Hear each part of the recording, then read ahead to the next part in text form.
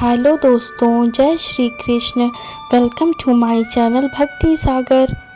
आज की ये कहानी है भगवान श्री रामचंद्र जी की। भगवान श्री राम ने क्यों लिया जल समाधि, आइए विस्तार से जानते हैं।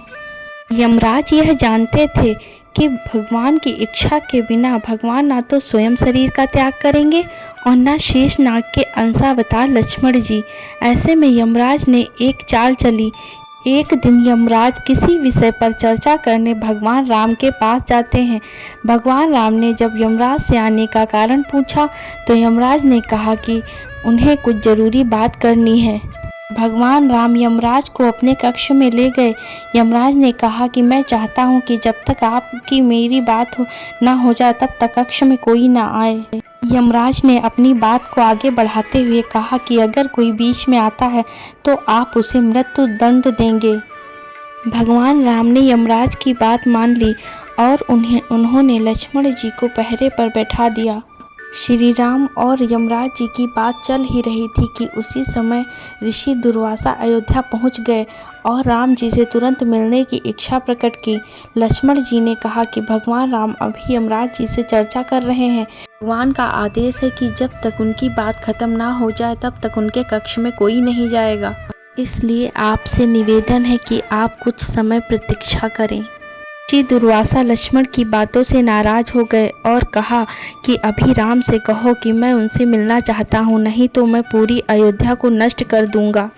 लक्ष्मण जी ने सोचा कि उनके प्राण उनके राज्य और उनकी जनता से अधिक महत्वपूर्ण नहीं है, इसलिए उन्होंने अपने प्राणों का मोह न करके लक्ष्मण जी भगवान राम के कक्ष में चले गए।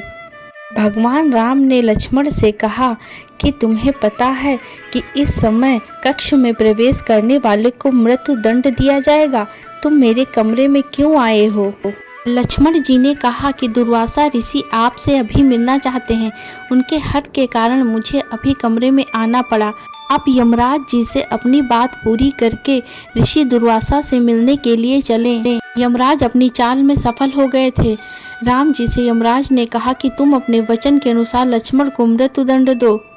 राम जी ने अपने गुरु व स्तोता जी से इस विषय में बात की तो गुरु ने बताया कि देवालय का चित्रांग मृत्यु दंड के समान ही होता है, इसलिए आप लक्ष्मण को अपने से दूर कर लें, यह उनके लिए मृत्यु दंड के बराबर की सजा होगी।